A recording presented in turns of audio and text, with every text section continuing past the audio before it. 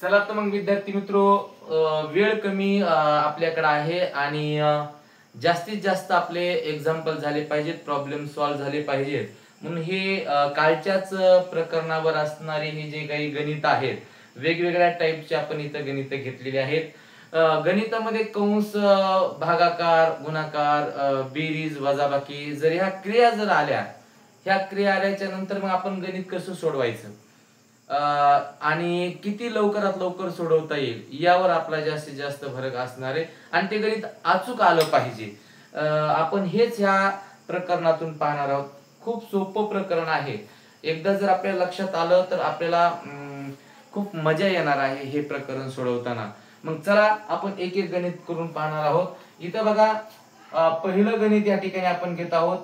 हे गणित जरा दिसत नसेल बऱ्याच विद्यार्थ्यांना, तर -4 -3 × 2 + 3 बरोबर हे गणित आहे. तर आता इथं बघा, बरेच विद्यार्थी असं गणित दिसल्याच्या नंतर डायरेक्ट वजाबाकी करतात. मी पहिल्यांदाही तुम्हाला सांगतोय, वारंवार सांगतोय की बाबा अशा पद्धतीचे गणित जर आले असतील तर तुम्ही अगोदर एक बघा किंवा कंस आहे का याच्यामध्ये. बरं ठीक आहे, कंस नाहीये, मग आपल्याला बघायचंय किंवा ब्रॅकेट नाहीये, मग आपल्याला बघायचंय की इथं भागाकार आहे का. आणि भागाकार नसेल तर मग बघायचंय गुणाकार आहे का. मग या भागाकार आणि गुणाकारा मधली जी काही अगोदर क्रिया येईल ती आपल्याला काय करायची आहे, करून घ्यायची. नंतर मग आपल्याला बेरीज आहे का पाहायचंय आणि नंतर वजाबाकी आहे का आपल्याला पाहायचं आहे. म्हणून गणित डावीकडून उजवीकडे करत असताना जर गुणाकार आल्यास अगोदर गुणाकार करायचा आहे, भागाकार आल्यास भागाकार करायचा आहे. ही जी पद्धत आहे एकदम सोपी पद्धत आहे. म्हणून सुरुवातीला वजाबाकी आली, बेरीज आली, लागलीच आपण करायला लागलो, हे चुकीचं आहे. म्हणून आपल्याला बघायचे डावीकडून उजवीकडे जात असताना जर अगोदर भागाकार येत असेल भागाकार करायचा आहे आणि गुणाकार येत असेल तर गुणाकार करायचा आहे. म्हणून इथं 4 - 3 × 2 म्हणजे इथं गुणाकार आला अगोदर. बघा हे गुणाकार आलेला आहे, म्हणून आपण अगोदर काय करणार आहोत, गुणाकार करणार आहोत. म्हणून चला आपण अगोदर गुणाकार करून घेऊ. 4. आता बघा 3 × 2, तर या ठिकाणी 3 2 6 किंवा बेत्रिक 6 असं जरी आपण लिहिलं तरी काय हरकत नाही. आणि हे 6, आता हे जे 6 आलेले आहेत हे आपल्याला -6 लिहावं लागतील, कारण इथं 3 जो अंक आहे, जो नंबर आहे तो मायनस मध्ये आहे. म्हणून 3 ला 2 न गुणल्याच्या नंतर त्याचं आन्सर सुद्धा मायनस मध्ये येणार. म्हणून बेत्रिक 6 आणि +3. आता परत इथं काही गुणाकार नाही, भागाकार नाही, कंस सुद्धा, ब्रॅकेट सुद्धा नाही. मग आपण करायचं काय, नेहमी सारखं जे आपण सुरुवातीपासून करत आलेलो आहोत की जर डावीकडून उजवीकडे करत असताना जर वजाबाकी अगोदर आली किंवा बेरीज अगोदर आली तर ती आपल्याला करून घ्यायची आहे. आता इथे 4 मधून 6 जातात का, पहिली संख्या प्लस आहे, दुसरी संख्या मायनस आहे. जर असं काही असेल, पहिली संख्या प्लस दुसरी संख्या मायनस, तर त्या ठिकाणी आपल्याला काय करायचं आहे, तर वजाबाकी करायची आहे. दोन्हीपैकी एकही संख्या मायनस असेल, मग ती पुढची असो का मागलची असो, मायनस आहे ना, दोन गोष्टी करताना एक प्लस आहे ना, वजाबाकी करायची. मोठ्या संख्येतून लहान संख्या कमी करायची. इथं खेळत बसायचं नाही की 4 मधून 6 कमी करायची, अजिबात नाही. एक संख्या प्लस आहे, दुसरी संख्या मायनस आहे, वजाबाकी करायची. 6 मधून 4 गेले, 2 उरले. आता मी हे शिकवलेलं आहे बऱ्याच विद्यार्थ्यांना की आता आपण हे गणित केलेलं आहे, परंतु जे आन्सर आले 2 आलेत, मग ते मायनस लिहू का मी प्लस लिहू. कारण ज्या वेळेस एखादी संख्या प्लस असते आणि एखादी संख्या मायनस असते त्यावेळेस आपण वजाबाकी करतो, आणि मग वजाबाकी केल्याच्या नंतर जे उत्तर येते मग ते उत्तर आपल्याला मायनस मध्ये लिहायचे का प्लस मध्ये लिहायचे किंवा ऋण मध्ये लिहायचे का धन मध्ये लिहायचे हे आपल्याला कळालं पाहिजे. तर याचं छोटस एक सूत्र आहे.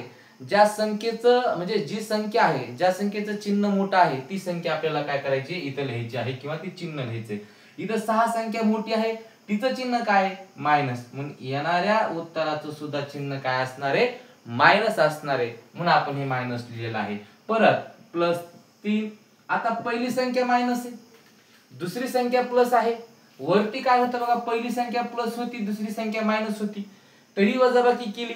आता इथं पहिली संख्या सुद्धा मायनस आहे आणि दुसरी संख्या प्लस आहे, म्हणजे एक संख्या मायनस आहे, वजाबाकी करून टाका, काहीच विचार करायचा नाही. 3 मधून 2 कमी करायचे, 1 उरतंय. आता 1 कोणता लिहू मी, मायनस लिहू का प्लस, तर इथं मी मोठ्या संख्येचं चिन्ह लिहिणार आहे, म्हणजे किंवा त्या ठिकाणी चिन्ह लिहिणार आहे. मोठी संख्या इथं 2 आहे का 3 आहे? 3 आहे.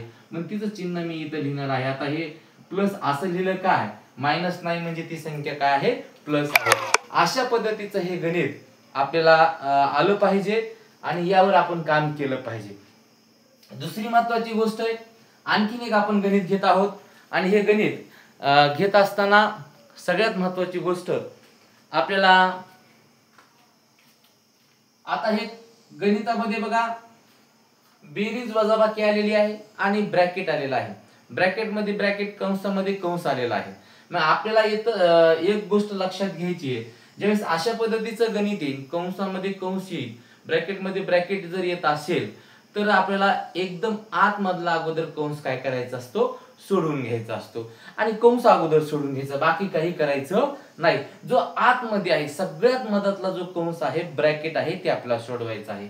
इथं बघा एवढे कंस दिलेले आहेत, मधला कंस काय बघा, हा कंस आहे, हा ब्रॅकेट आहे. आपल्याला तो काय करायचा, अगोदर सॉल्व्ह करायचा आहे, सोडवायचा आहे. मग जशाला तसं आपण गणित लिहून घेऊया.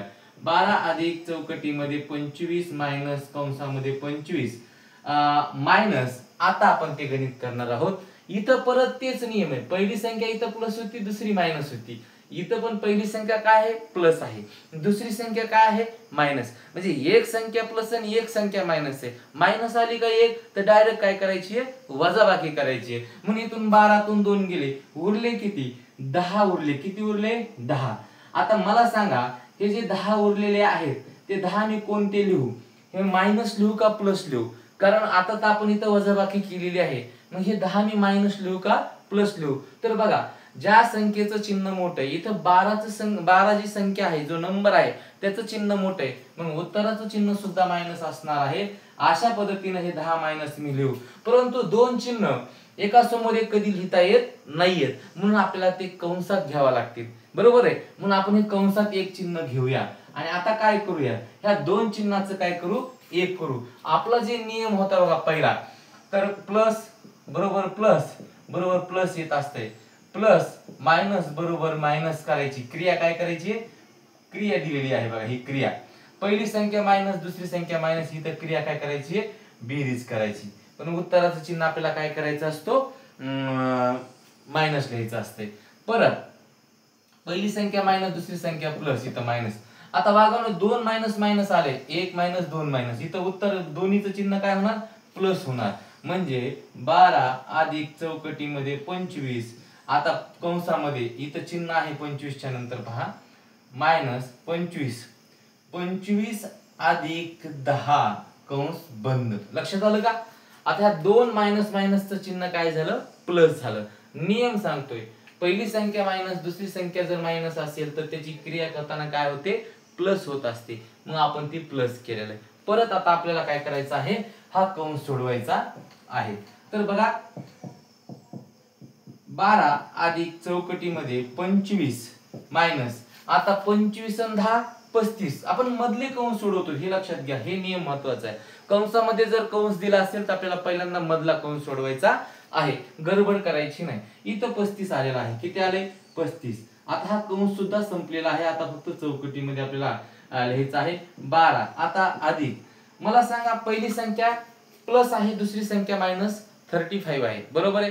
मग आपल्याला एक संख्या प्लस एक संख्या मायनस आहे. जर असं आलं तर मी मगाशी सांगितलं की बाबांनो, त्याची काय करा, वजाबाकी करा. मग आता 25 मधून 35 तुम्ही जर कमी करत बसलात तर तुम्हाला दिवस लागेल, काय करायचं कळणार नाही. म्हणून मोठ्या संख्येतून कमी करा. आणि म्हणून 35 मधून 25 गेले, उरले किती वागानो, 10 उरतात. आता हे 10 मी प्लस लिहू का मायनस लिहू, 10 हे मी प्लस लिहू का मायनस लिहू? तर ज्या संख्येचं चिन्ह मोठं आहे बघा, ही 35 संख्या आहे, तिचं चिन्ह मायनस आहे, ती मोठी, म्हणून चिन्ह सुद्धा मोठ्या संख्येचे घ्यावं लागेल. आता परत दोन चिन्ह एक समोर समोर आलेत, मग एक प्लस आणि मायनस बरोबर काय होतंय, प्लस आणि मायनस बरोबर, हा बघा, प्लस आणि मायनस बरोबर क्रिया काय होत असते, मायनस होत असते. म्हणून 12 ह्या दोन्हीचं काय चिन्ह झालं, प्लस मायनस किंवा मायनस प्लस जरी असेल तर त्याचं चिन्ह होतंय मायनस 10, बरोबर आहे. तर 12 मधून 10 गेले, उरले किती, 2 उरले. आता हे 2 मायनस उरले का प्लस उरले, तर हे 2 हे प्लस उरलेले आहेत. म्हणून या ठिकाणी या गणिताचं जे काही आपण उत्तर काढलेलं आहे ते 2 उत्तर निघालेलं आहे. हे गणित आपण इथं समजून घेतलेलं आहे. आता आणखीन एक गणित आपण पाहूया. त्याच पद्धतीचं गणित इथं एक आहे. नंतर आपण हे गणित सोडवूया, नंतर हे सोडवून पाहू. परंतु आता हे जे गणित आहे त्याच गणितासारखं आहे. परत आपण काय करायचंय, स्टेप बाय स्टेप करायचंय. कंसामध्ये कंस दिलेला आहे. बघा विद्यार्थी मित्र, इथं सुद्धा कंसामध्ये कंस दिलेला आहे. म्हणून इथं आपल्याला काय करावं लागेल, अगोदर आतमधला कंस सोडवायचा असेल. मग तुम्ही म्हणता सर इथं जर समजा भागाकार दिला असेल, गुणाकार दिला असेल, मग करायचं काय? काही असू जा, अगोदर कंस जर दिला असेल, कंसामध्ये जरी वजाबाकी असेल, बेरीज असेल आणि तो आतमधला कंस असेल तर ती अगोदर आपल्याला सोडवायचा आहे. मग भागाकार गुणाकाराचा कंस जरी नंतर नंतर असतील तरी सोडवायचे नाहीयेत. आतमध्ये जरी बेरीजेचा वजाबाकीचा जरी कंस असेल तर तो आपल्याला सोडवायचा आहे. नियमच सांगतोय, जर कंसामध्ये कंस असेल तर आपल्याला एकदम आतमधला कंस काय करायचा आहे, सोडवायचा आहे. तर सोडवू आपण. चला, 2 मायनस चौकटीमध्ये 2 मायनस 2 2. आता इथं मला सांगा 2 अधिक 2 किती होतात, 4 होतात. आता इथं काय नसतंय, म्हणजे ह्या इथं गुणिलेचं चिन्ह आहे. काय आहे, गुणिलेचं चिन्ह आहे. म्हणजे गुणिले 4. त्यानंतर ही कंस संपलेला आहे, कंस चौकटीमध्ये. आता परत इथं गाय भरून जायचं नाही, गोंधळून जायचं नाही. इथं बघा आता त्यांनी कशी पद्धतीने आपल्याला एक चुकावं म्हणून एक ट्रॅप त्यांनी त्या ठिकाणी तयार केलेला आहे. परत 2 मायनस चौकटीमध्ये 2 मायनस. आता बरेच विद्यार्थी गडबडीमध्ये काय करतात, हा कंस आपल्याला मोठा सोडून घ्यायचा आहे, लगेच 2 मधून 2 शून्य असं करतात, परंतु ते गणित चुकते. तर आपल्याला काय करायचं आहे, तर अगोदर इथं कंस आलेला आहे परंतु त्याच्यामध्ये गुणाकार आलाय. मग आपल्याला गुणाकार आल्यास गुणाकार लिहायचा आहे, भागाकार आल्यास भागाकार लिहायचा आहे. नंतर बेरीज वजाबाकी आपल्याला करायची. म्हणून इथं लक्षात घ्या, कंसामध्ये 2. आता 4 दोन्ही किती, 8. हे 8 ह्या ठिकाणी उत्तर आलेलं आहे. आणखीन एक स्टेप आपण करू, काय हरकत नाही, म्हणजे क्लिअर गोष्टी आपल्याला त्या ठिकाणी होतात. 2. आता इथं सांगा 8 मधून 2 गेले, उरले किती, 6 उरतात. पहिली संख्या प्लस आहे, दुसरी संख्या मायनस आहे. म्हणजे इथं किती उरणार आहेत, तर -6 उरणार आहेत. परत 2 चिन्ह एका समोर आलेले आहेत. म्हणून आता काय करायचंय, त्या 2 चिन्हाचं एक चिन्ह करायचंय. इथं जसं केलं आपण तसं 2 मायनस मायनस जर आलं तर त्या ठिकाणी आपल्याला काय करायचं आहे, प्लस करून घ्यायचं आहे. ह्या 2 चिन्हाचं काय, +6. आता परत इथं घेऊ आपण 2 मायनस 6 आणि 2 किती झाले, 8. परत ही स्टेप आपली करून घेऊ आपण. तर पहिली संख्या प्लस आहे, दुसरी संख्या मायनस आहे. तर या ठिकाणी 8 मधून 2 गेले, उरले किती, 6 उरले. मी हे 6 मायनस लिहू का प्लस लिहू, कारण या ठिकाणी आपण 6 उत्तर केले, परंतु हे 6 मायनस लिहायचे का प्लस. मोठ्या संख्येचं चिन्ह, इथं मोठी संख्या 8 आहे, तिचं चिन्ह मायनस आहे, म्हणून उत्तराचं चिन्ह सुद्धा मी मायनस या ठिकाणी लिहिणार आहे. हे सुद्धा गणित आपलं त्या पद्धतीनं आपण सोडवलेलं आहे. हा जो व्हिडिओ आहे तो तुम्ही पुन्हा पुन्हा वारंवार रिपीट काय करा, पाहत राहा, म्हणजे तुम्हाला त्या गोष्टी क्लिअर होत राहतील. आणि जर स्पीड कमी जास्त होत असेल शिकवण्यामध्ये तर त्या ठिकाणी कमेंट मध्ये तुम्ही कृपया या सगळ्या गोष्टी ज्या आहेत तुम्ही सांगत राहा, कारण मला त्या बदलता येतील. जर तुम्ही सांगितल्या की स्पीड जास्त होतीये सर, किंवा स्पष्टीकरण तेवढं समजत नाहीये सर, तर त्यावेळेस तुम्ही काय करत जा, ते कमेंट करत मला सांगत जा, कारण मी माझ्यामध्ये बदल त्या ठिकाणी करू शकेल. आता हे गणित झालं. आता आपण गणित सोडवणार आहोत, हे गणित सोडवणार आहोत. लक्षात घ्या, आपण एक एक गणित वेगवेगळं आहे. आपल्याला वाटतं तेवढं सोपं नाहीये. आपण बॉडोमस म्हणतो, परंतु त्याच्यामध्ये सुद्धा खूप सारे खचखळगे आहेत. म्हणजे विद्यार्थ्यांना सोपं वाटतंय, परंतु अशा पद्धतीचे काही गणित येतात की चांगल्यांना सुद्धा ते जमत नाहीत किंवा ते चुकून जातात. आणि त्याला वाटतं की आपलं उत्तर बरोबर आहे, परंतु ते चुकलेलं असते. आणि पर्याय पण तसे देत असतात ते, कारण आपल्याला आपलं उत्तर आलं तर ते पर्यायामध्ये सुद्धा आपल्याला दिसतंय. म्हणून असे गणित येत असतात. म्हणून विद्यार्थ्यांना काळजीपूर्वक जेवढं सोपं प्रकरण असते तेवढंच आपले मार्क सुद्धा जाण्याची दाट शक्यता असते. आता इथं पहा, कंस सोडवायचा. आपल्याला काय करायचं, अगोदर कंस सोडवायचा आहे. गणितामध्ये डावीकडून उजवीकडे गणित करत असताना आपल्याला कंस सोडून घ्यायचा आहे. चला आपण घेऊया. आता इथं काय नाही, म्हणजे गुणाकाराचं चिन्ह आहे, कायम लक्षात ठेवायचं. 5 आपण कंस सोडू, गुणिले 16 तून 2 गेले, किती राहिले, 14 राहिले. भागिले 10 मायनस 5 गुणिले 1 गुणिले 0. बघा आता तुम्ही म्हणता सर डावीकडून उजवीकडे जाताना तुम्ही म्हणलात की भागाकार अगोदर करा. तसं नाही, भागाकार आल्यास भागाकार करा आणि गुणाकार आल्यास गुणाकार करा. हे आपला नियम आहे. एका ओळीमध्ये एका वाक्यामध्ये आपण हे बॉडोमस करून टाकतो की बाबा एक गणित दिलंय, त्याच्यामध्ये कंस आलाय, भागाकार आलाय, गुणाकार आलाय, बेरीज आली, वजाबाकी आली. ह्या चारी पाची क्रिया त्याच्यामध्ये आल्या. मग अगोदर कंस सोडवायचा आहे, मग डावीकडून उजवीकडे जात असताना भागाकार आल्यास भागाकार करायचा आहे, गुणाकार आल्यास गुणाकार करायचा आहे, नंतर बेरीज आल्यास बेरीज करायची, किंवा वजाबाकी जरी अगोदर आली तरी वजाबाकी करायची. तर चला आपण इथं करूया. आता इथं गुणाकार अगोदर आलाय, डावीकडून उजवीकडे करत जाताना हे आपला नियम आहे. आपण ह्या ठिकाणी समजून घेण्यासाठी बरेच जणांना भागाकार शोधावा लागतो. नंतर त्या आता इथं जर भागाकार करत बसलो आपण तर येईन का आपला भागाकार आणि जाईन का त्याला भाग, म्हणून आपल्याला हे सुद्धा खूप महत्वाचं आहे. म्हणून 14 पंचे 70 भागिले 10 वजा 5 गुणिले 1 गुणिले 0. परत डावीकडून उजवीकडेच गणित करत जायचं आपल्याला, एक एक एक स्टेप. इथं 70 बघा 70 भागिले 10 म्हणजे 10च्या पाड्या 70 आहेत का, तर 10 7 चा 70 म्हणजे 70, 10 7 70, 7 चा भाग गेला मायनस 5 गुणिले 1 गुणिले 0. आता मी परत तुमच्याकडे येतोय की इथं अगोदर आता वजाबाकी करू का गुणाकार गुणाकार करू, तर मी अगोदर गुणाकार करणार. इथं मी लिहितो म्हणजे तुमच्या लक्षात येईल एक स्टेप. तर मायनस 7, तर 5 1 5 बघा 5 1 5 गुणिले 0. परत आता इथं 5 न 1 ला गुणल्या 5च आले. आता तुम्ही म्हणता सर आता 0 चा आणि 5 गुणाकार करायचा का, हो करायचा, कारण गुणाकार अगोदर आल्यास गुणाकार करायचा, भागाकार आल्यास भागाकार करायचा, बेरीज आल्यास बेरीज आणि वजाबाकी आल्यास वजाबाकी डावीकडून उजवीकडे करत जाताना. तर इथं बघा इथं 5 0 0 किंवा 0 5 0, म्हणून या ठिकाणी इथं उत्तर येणार आहे 7. या पद्धतीनं आपल्याला इथं 0चे उत्तर येणार आहे, म्हणून आपला आन्सर काय असणार आहे 7. म्हणजे ह्या गणिताचं उत्तर काय आलेलं आहे, हे 7 आलेलं आहे. त्याला आपल्याला गोल करायचं किंवा राईट त्या ठिकाणी करायचं आहे. अशा पद्धतीचं हे गणित आपण या ठिकाणी घेतलेलं आहे. आणि त्याच पद्धतीनं खालचं एक गणित आहे ते पण आपण सोडवणार आहोत.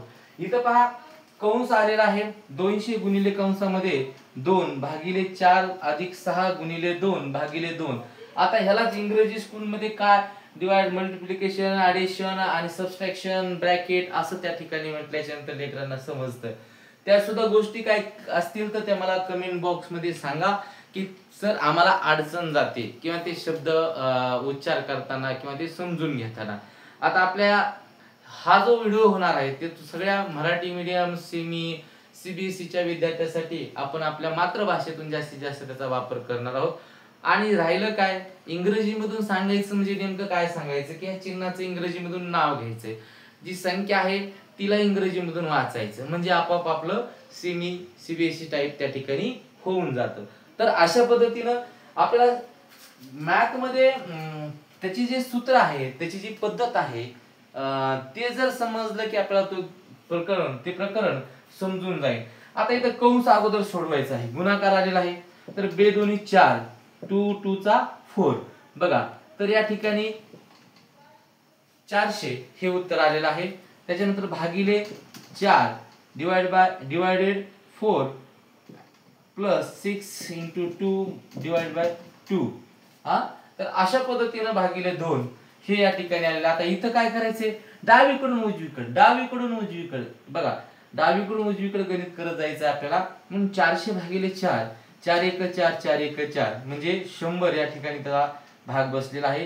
पुन्हा प्लस 6 गुणिले 2 भागिले 2. आता इथं काय करायचं आहे लागलीच तुम्ही बेरीज करू नका 100 आणि 6 ची. बघा पुढे काय दिलेलं आहे, गुणाकार दिलाय का भागाकार दिलाय. जर गुणाकार अगोदर आल्यास गुणाकार करायचा आणि भागाकार अगोदर आल्यास काय करायचंय भागाकार करायचा. इथं बघा आता हे 100 आपल्याला जशाला तशी ठेवायचे आहेत. तर 6 गुणिले 2 बरोबर 12 भागिले 2. परत आणखीन एक स्टेप आपण समोरच घेऊया म्हणजे आपली होऊन जाईल. तर 100 अधिक 12 ला 2 न भाग द्यायचा आहे, बेस सख 12 2 6 12. अशा पद्धतीनं त्याचं उत्तर येणार आहे 106. हे आपलं आन्सर आलेलं आहे. म्हणजे आपण हे जे प्रकरण आहे हे प्रकरणामधल्या सगळ्यात जे काही खचकळगे आहेत किंवा त्याच्यामध्ये सगळ्यात ज्या गुंतागुंतीच्या प्रक्रिया आहेत ते सगळ्या टाईपचे आपण गणित घेतोय. आता हे सुद्धा पूर्णांकयुक्त अपूर्णांकामधलं जे काही अपूर्णांकासारखं गणित आलेलं आहे याच्यामध्ये सुद्धा मायनस प्लस आहे किंवा गुणाकार भागाकार सुद्धा आहे. मग करायचं कसं हे सुद्धा आपल्याला इथं कळलं पाहिजे. तर हे सुद्धा गणित आपण इथं घेणार आहोत, कारण असे गणित आपल्याला काय करतात, गोंधळात टाकतात. म्हणून हे आपल्याला आता हे क्लिअर करायचे आहेत की गणित कशी करायची आहेत.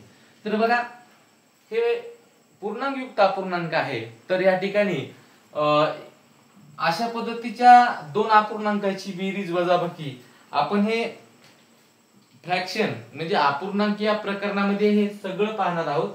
पण ह्याच्यामध्ये आले दोन गणित मी मागच्या वर्षीच्या ज्या काही एक 5-6 वर्षाच्या ज्या काही प्रश्नपत्रिका पाहिल्या होत्या त्याच्यामध्ये हे गणित आले होते आणि वजाबाकी बेरीज गुणाकार भागाकार होता म्हणून हे दोन गणित घेतले. कारण हे आपल्याला एक स्पेशल ह्याच्यामध्ये फ्रॅक्शन मध्ये आता अपूर्णांकाचे बरेचसे टाईप आहेत, खूप टाईप आहेत त्याच्यामध्ये. स्टेप टाईप 1 टाईप 2 जी पद्धत आहे किंवा ते गणिताची जी काही काठिण्य पातळी आहे त्या ठिकाणी वाढत वाढत जात असते. आता हे फ्रॅक्शन अपूर्णांकामधलं गणित आहे, पूर्णांकयुक्त अपूर्णांकामधलं गणित आहे. तर त्याच्यावर आपण विद्यार्थ्यासाठी एक म्हणजे एकदम बेसिक घेणार आहोत की अपूर्णांक कशाला म्हणतात किंवा पूर्णांक काय आहे, अंश काय म्हणतात, छेद काय आहे, ह्या सगळ्या आपण एकदम भाकरीचं उदाहरण देऊ, कशाचे आणखीन उदाहरण देऊ, मग ह्या सगळ्या गोष्टी आपण त्याच्यामध्ये करणार आहोत. परंतु आता हे गणित सोडवून पाहू, कारण पुढचेही गणित 1-2 असे सोडवले की आपल्याला लक्षात येईल. आता बरेच विद्यार्थी या ठिकाणी काय केलं पाहिजे आपण, तर हे जे काही पूर्णांकयुक्त अपूर्णांक आहे त्याला आपण पूर्णांकामध्ये किंवा अपूर्णांकामध्ये आपण त्याचं रूपांतर करू. 5 दुनी 10 बघा तिरपा गुणाकार करायचा. 5 दुनी 10, 10 अधिक 2 बरोबर किती झालेले आहेत, तर 12 भागिले 5 लक्षात घ्या. तर या ठिकाणी 12/5 मायनस 5 त्रिक 15, 15 5 दुनी 10, 10 आणि 3 13 5. आता हे अपूर्णांकाचं गणित आहे. ज्यावेळेस दोन अपूर्णांकाची वजाबाकी बेरीज करायची असेल आणि त्यांचा पाया जर समान असेल, बेस त्याचा जर सेम असेल, सारखा असेल, तर जे काही अंश स्थानावरचा जो अंक आहे त्यांचीच वजाबाकी बेरीज होत असेल. जर पाया समान असेल, इथं पाया समान आहे, मग आपण काय करणार आहोत, तर अंशाची काय करणार आहोत, वजाबाकी करणार आहोत. तर चला 13 मधून 12 गेले, उरला किती, 1. त्याच्यानंतर पाया समान आहे म्हणून 5. तर बघा मग इथं पहिली संख्या प्लस आहे, दुसरी संख्या मायनस आहे, म्हणून उत्तराचं चिन्ह मोठ्या संख्येचं असणार आहे.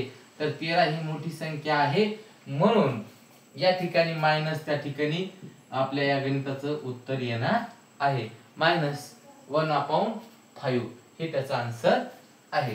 तर त्याच पद्धतीने आता आपण आणखीन एक गणित करणार आहोत. हे गणित सुद्धा आपण त्याच पद्धतीने त्याला पूर्णांकयुक्त अपूर्णांकाला अगोदर आपण अपूर्णांकामध्ये रूपांतर करून घेऊ. चला मग वरती जे गणित केले त्याच पद्धतीने करून पाहू. इथं मात्र एक असं झालं की दोन अपूर्णांक एका खाली एक किंवा आलेले आहेत. इथं मात्र थोडीशी गुणाकार व्यस्त क्रिया घडत असते, हे लक्षात घ्या. आपण भागाकाराच्या अशा पद्धतीचा भागाकार करताना, अपूर्णांकाचा भागाकार करताना दोन अपूर्णांकाचा, तर त्या ठिकाणी कशा पद्धतीनं ते भागाकाराचं गुणाकारामध्ये रूपांतर होतंय हे आपण पाहणार आहोत. तर आपण अपूर्णांकाचा गुणाकार करताना असे गणित येतात बघा की भागाकार असतो, त्याचा आपल्याला काय करायचं, दोन अपूर्णांकाचा भागाकार असतो त्यावेळेस त्याचा छेद अंशामध्ये जातो, दुसऱ्या अपूर्णांकाचा छेद अंशामध्ये जातो आणि जे काही अंश स्थानावरचा नंबर आहे तो छेदात येतो आणि त्याचा गुणाकार केला जातो. हे दोन अपूर्णांकाचा भागाकार करताना कसा केला जातो त्याच्यामध्ये आपण शिकणार आहोत अपूर्णांक या लेसन मध्ये. म्हणजे अगोदर आपण काय करू, हे दोन गोष्टी क्लिअर करू. तिरपा गुणाकार केल्याच्या नंतर 5 दुनी 10, 2 12 मायनस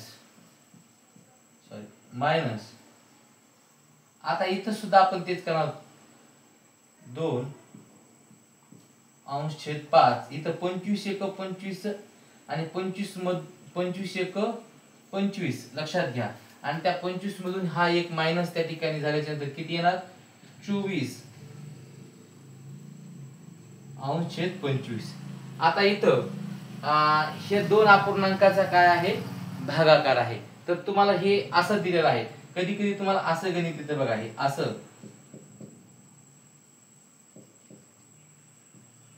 तर इथं काय होत असते आपण काय करतो अशा गणिताला गुणाकारात देतो 25 वरी जातात आणि काय होतं अंशाचे 4 खाली येतात म्हणजे 24 खाली येतात अंशाचे जे नंबर आहे तो खाली येतो आणि आता तिरपा गुणाकार केला जातो बघा 5 एक 5 5 5 25 बे एक बे आणि बे एक बे बे दोन्ही 4 म्हणजे 12 तर इथं उत्तर किती आलेलं आहे 5/12 असं त्या ठिकाणी उत्तर आलेलं आहे आणि आता आपल्याला त्याची काय करायची असते वजाबाकी करायची असते हे अपूर्णांक इथं आपल्याला मिळालेला आहे तर 12 5 वजा 5/12 अशा पद्धतीचं गणित आलेलं आहे आता परत दोन अपूर्णांकाची वजाबाकी बेरीज करताना तिरपा गुणाकार केला जातो तिरपा गुणाकार 12 गुणिले 12 बरोबर 12 चा वर्ग 144 आहे 5 चा वर्ग 25 आहे 44 मधून 25 आणि 12 पंचे खाली 60 12 पंचे खाली 60 आलेले आहेत म्हणजे 144 मधून 25 जर वजा केले तर त्याचं उत्तर यायला पाहिजे बघा